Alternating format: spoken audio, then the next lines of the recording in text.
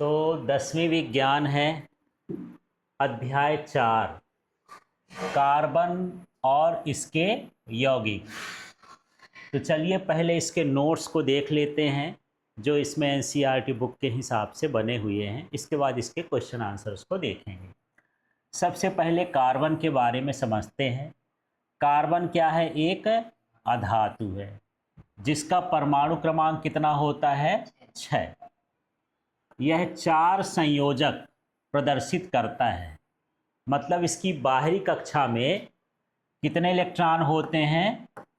कितने इलेक्ट्रॉन होते हैं? 4। तो ये 4 सहसंयोजक बंध बना सकता है। कार्बन के बारे में समझ में आ गया।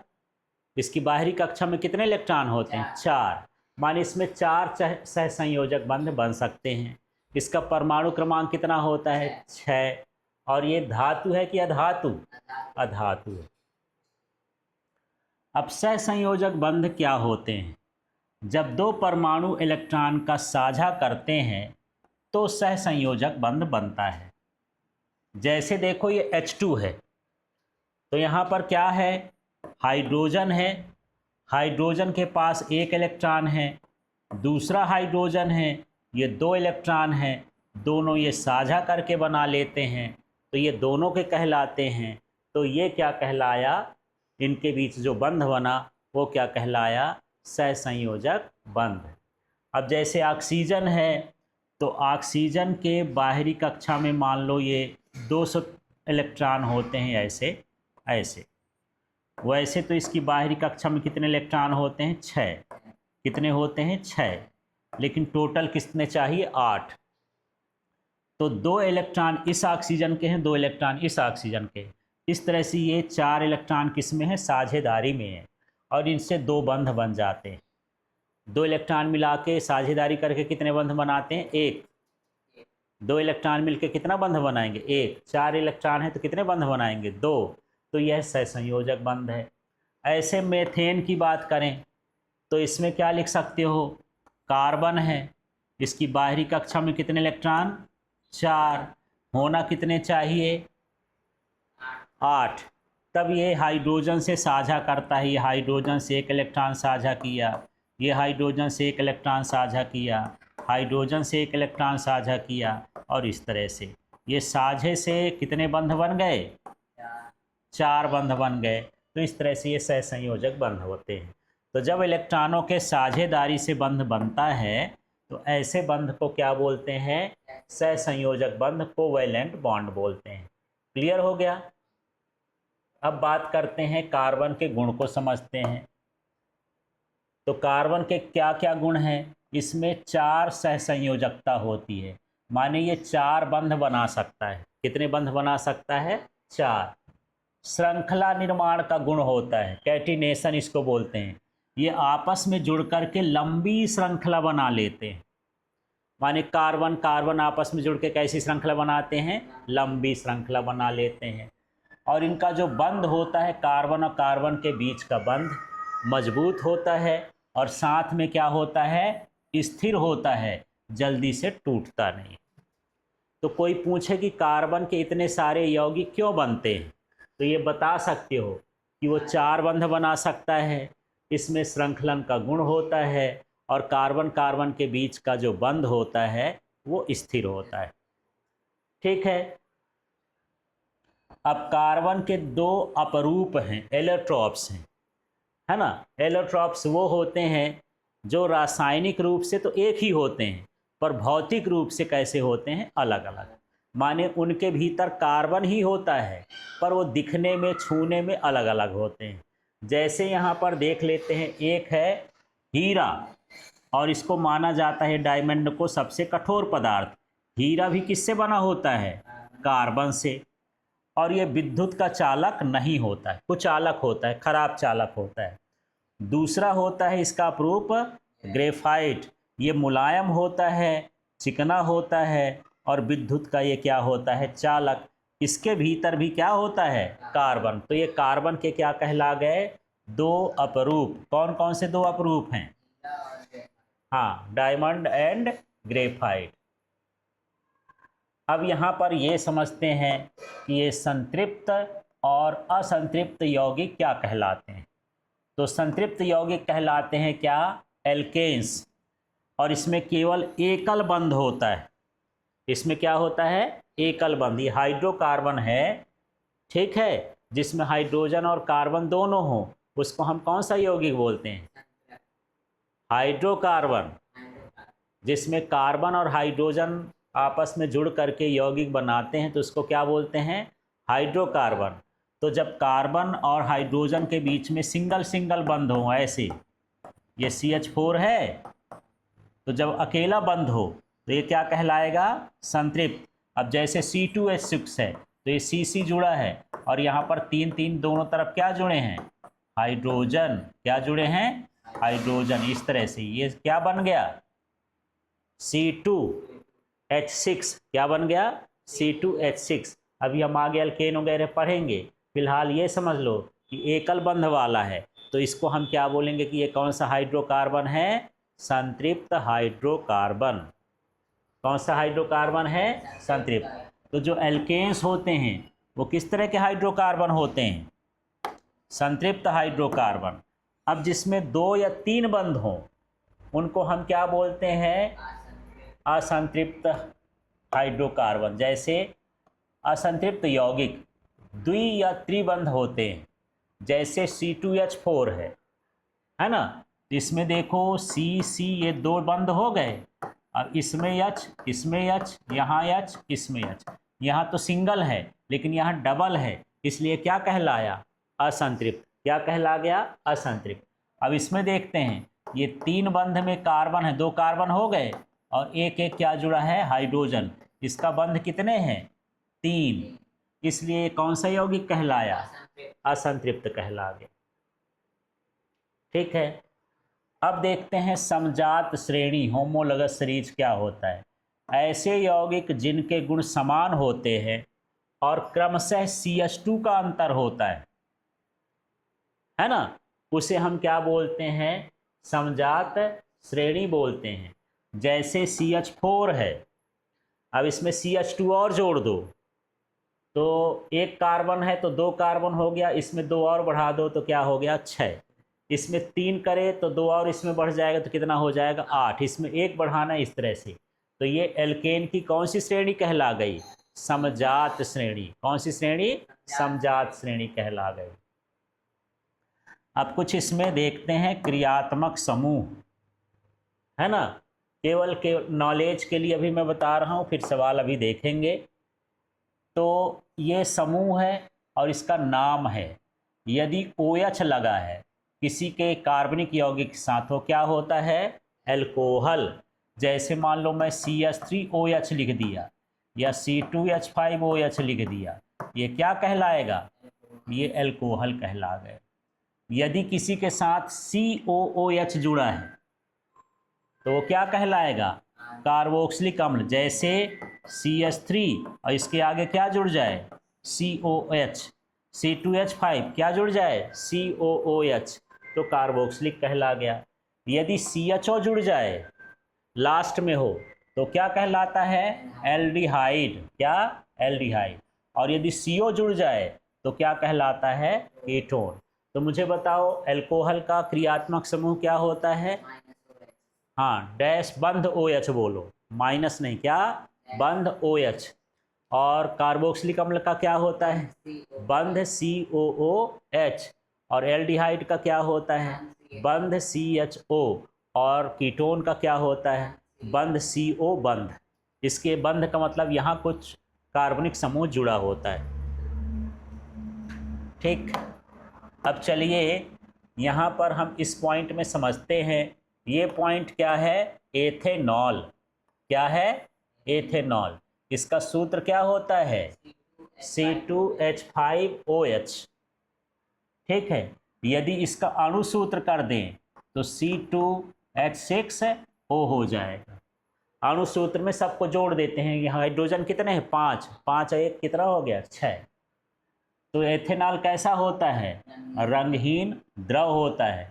और कैसा होता है, ज्वलनशील होता है। और ये ईंधन के काम में भी आता है।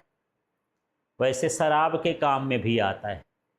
ठीक है, ज्वलनशील है इसलिए तो पेट्रोल में इसको मिला देते हैं, पेट्रोल में मिलता है ना, एथेनॉल मिल के आता है। ठीक है, इस तरह से ये क्या होता है, एथेनॉल होता है। इसका उपयोग औषधियों बनाने में भी किया जाता है। किसमें किया जाता है, हाँ, दवाइयों को बनाने में।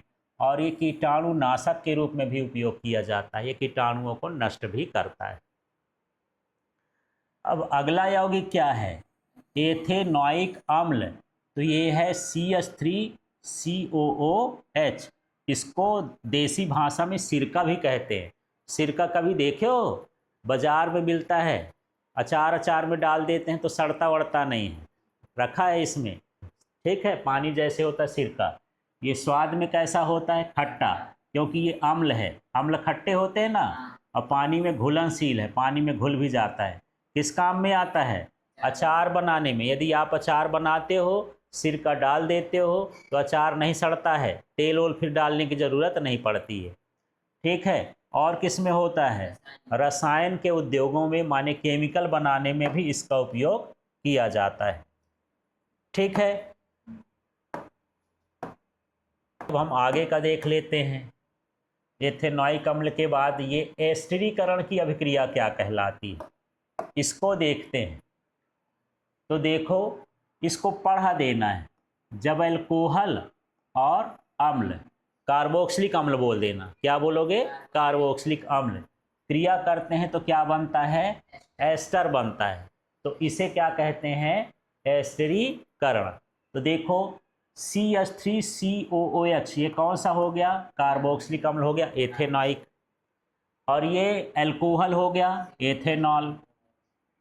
ठीक, अब यहाँ से क्या होता है, इसमें से एक H इसका और ये OH से क्या बन गया, जल, H2O। अब क्या बचा है, CH3COO लिखा है, CH3CO, और क्या हो गया, C2H5। ये क्या कहलाया, एस्टर।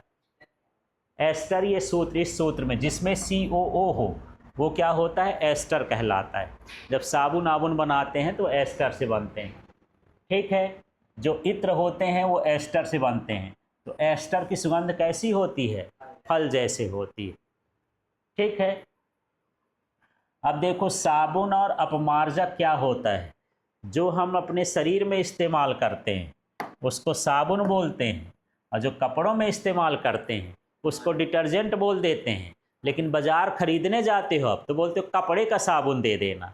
तो कपड़े के साबुन को क्या बोलते हैं, अपमार्जक, या उसके पाउडर को ही क्या बोलते हैं, अपमार्जक या डिटर्जेंट। तो साबुन क्या है, वसा और NOH कोएच के क्या से बनता है। माने यहाँ पर कह सकते हो कि जो वसा के ये लवण होते हैं, सोडियम लवण, वसा के क्या होते हैं, सोडियम व पोटेशियम के लवण होते हैं। साबुन क्या है, वसा के सोडियम और पोटेशियम लवण। ये कठोर जल में क्या होते हैं, कम प्रभावी होते हैं। कठोर जल वो होता है जिसमें झाग नहीं बनता। तो यदि कठोर जल है और झाग नहीं बन रहा है साबुन से, तो जान लेना कि वो जल कैसा है, कठोर है। ठीक है, कोई जल ऐसा हो जिसमें झाग न बने तो कैसा जल होता है, कठोर। अपमार्जक क्या होते हैं, ये कठोर जल में भी झाग दे सकते हैं, और ये सिंथेटिक होते हैं। वैसे तो दोनों सिंथेटिक हैं, ये बनाए जाते हैं, आर्टिफिशियल हैं ये। ठीक है, अब ये क्या है, माइसेल। माइसेल क्या होता है, जब हम साबुन लगाते हैं तो पानी में तेल घुल जाता है, तो उसको क्या बोलते हैं, माइसेल। वैसे पानी में तेल घुलता है क्या, नहीं घुलता। लेकिन साबुन के साथ यदि पानी में तेल का इस्तेमाल करें तो क्या होता है, घुल जाता है। उसी को क्या बोलते हैं, मिसेल कह सकते हो, माइसेल कह सकते हो। तो साबुन के अणु पानी में गोल संरचना बनाते हैं, जिसे क्या कहते हैं, माइसेल। माइसेल लिख के आए तो माइसेल लिख देना, मिसेल लिख के आए तो मिसेल। यह गंदगी को हटाने में क्या करता है, मदद करता है। अब दहन क्या है, तो कार्बनिक यौगिक जल करके कार्बन डाइऑक्साइड जल और ऊष्मा उत्पन्न करते हैं, उसे क्या कहते हैं, दहन, है ना। जैसे मान के चलो अपने घर में जो है मेथेन गैस यूज करते हो, क्या गैस करते हो, मेथेन। तो मीथेन का सूत्र क्या होता है CH4, और इसके बाद ऑक्सीजन हवा से मिल जाती है, तो जब ये क्रिया करता है तो CO2 और क्या बना दिया H2O, कार्बन डाइऑक्साइड और जल बनाता है। तो इस क्रिया को क्या कहते हैं दहन। दहन का मतलब जलना, ठीक है, ऑक्सीजन से क्रिया होना। तो जब कार्बनिक यौगिक ऑक्सीजन से क्रिया करके कार्बन डाइऑक्साइड बनाते हैं, जल बनाते हैं, साथ में क्या बनाते हैं ऊष्मा, तो हम इसको क्या कहते हैं दहन कहते हैं। जैसे हमारे शरीर में भी दहन होता है, कहाँ लगी है आग दिख रही है, तो हमारा शरीर गर्म होता है ना, तभी ना खाना वाना पचता रहता, हम काम करते रहते हैं। तो हमारे शरीर में क्या होता है C6H12O6, ये कार्बोहाइड्रेट है। ये किससे क्रिया करता है ऑक्सीजन से। जब हम सांस लेते हैं तो ऑक्सीजन से क्रिया करता है, क्या बनाता है CO2 बनाता है, H2O बनाता है, ऊर्जा बनाता है, और क्या बनाता है ऊष्मा बनाता है। हमारे शरीर, जिंदा आदमी का शरीर गर्म रहता है, आदमी मर जाता है तो ठंडा जाता है, इसलिए ठंडा हो जाता है क्योंकि वहाँ पर दहन बंद हो जाता है, ठीक है। तो इसको क्या कहते हैं दहन।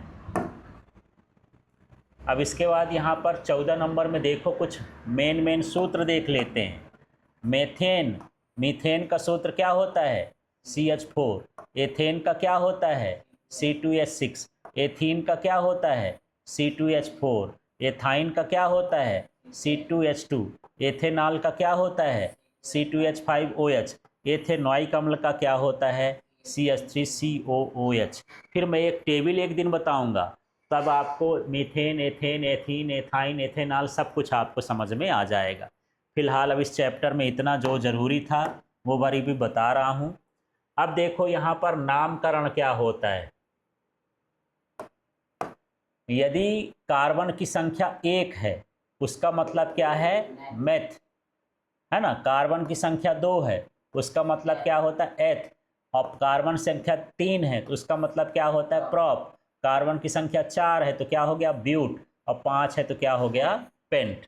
अब देखो यहाँ पर मैं लिख देता हूँ एल्केन। क्या लिख दूँ एल्केन। इसका सूत्र होता है CnH2n+2, ठीक है।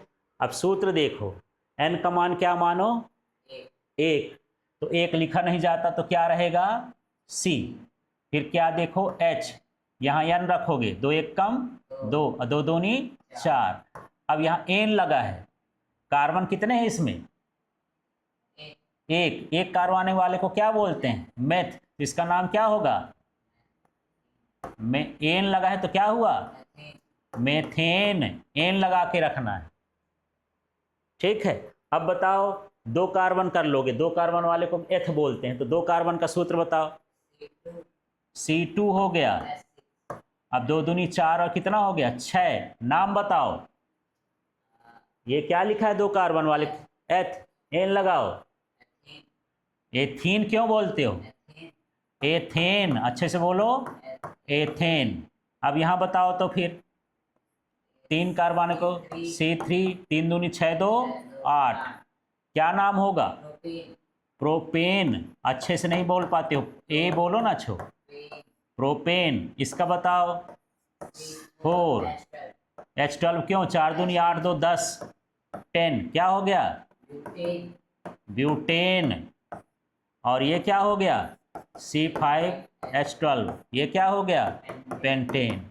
इसको इसलिए भी याद रखना क्योंकि परीक्षा में पूछा जाता है एल्केन के 5 यौगिकों के नाम लिखो, तो यही होता है। सूत्र याद रखो, इस तरह से लिखना है, सूत्र भी लिखना है ये। अब ये एल्केन हो गया। अब मैं यहाँ पर क्या लिख रहा हूँ एल्कीन। एल्कीन का सूत्र देखो CN और H2N, इसमें 2 कम हो गया, तो बताओ सूत्र क्या बनेगा N का मान 1 रखोगे तो क्या हुआ C, और H का मान क्या रखोगे 2, तो ये हो जाएगा CH2। लेकिन ये स्टेबल नहीं होता तो इसको छोड़ देते हैं, ये स्टेबल नहीं होता है। तो लिख भी सकते हो, यदि नाम होगा तो क्या होगा इसका ईन लगाना है मेथीन। अब बताओ 2 रखो तो क्या हो जाएगा C2H4 दो गुना कर देना है, नाम क्या होगा? हाँ, ईन लगा है ना, सब में ईन लगाना है। ये क्या है? Ethene, propene, butene, pentene. जान गए? ये श्रेणी आप कर लेना। यहाँ 3 3 दूनी 6 क्या हो जाएगा? C3H4 नाम बताओ। 3 दूनी 6। हाँ, ये प्रोप बोलते हैं तो क्या नाम हुआ? प्रोपीन। C4 4 दूनी 8 कितना हुआ? ब्यूट लिखा है तो ब्यूटीन। और इसका क्या हो जाएगा? C5H10 क्या हो जाएगा? पेंटीन। ऐसे नाम। अब यहाँ पर क्या हो गया? एल्काइन। एल्काइन का फिर दो ठो हाइड्रोजन कम कर दो तो C1H2N और माइनस क्या हो गया? 2। पहला इसका नहीं होता है तो दूसरा से देखते हैं। है C2, ये 2 लिखोगे तो क्या बनेगा? C2। अब 2 दूनी 4, 4 में 2 कम करो तो कितना हुआ? 2। समझे? यहाँ 2 रखोगे तो 2 दूनी 4, 4 में 2 कम करे तो 2 आया। अब इसका नाम बताओ। 2 कार्बन वाले को क्या बोलते हैं? हाँ, आइन लगाना है तो क्या हो जाएगा? ये हो जाएगा एथाइन। मान लो पहला बनाते तो क्यों नहीं बनाया यार पहला वाला? n का मान 1 रखते, यहाँ n का मान 1 रखते तो 2 में से 2 गया तो क्या बचा? शून्य। हाइड्रोजन शून्य है तो हाइड्रोकार्बन कहाँ कहलाया? हाइड्रोजन नहीं है तो। ठीक है, इसका बताओ। C3 हो गया। अब 3 दूनी 6 करो, 2 कम कर दो। 3 दूनी 6 और 2 कम, C3H4 क्या नाम होगा? प्रोपाइन। और ये C4, 4 दूनी 8, 8 में 2 कम करो 6 हो गया, क्या नाम रहेगा? ब्यूटाइन। अब C5, 5 दूनी 10 में 2 कम कर दो 8, क्या रहेगा? पेंटाइन। इस तरह से ऐसे नाम रहता है। ठीक है, जान गए?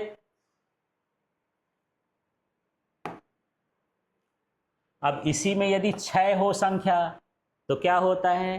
हेक्स।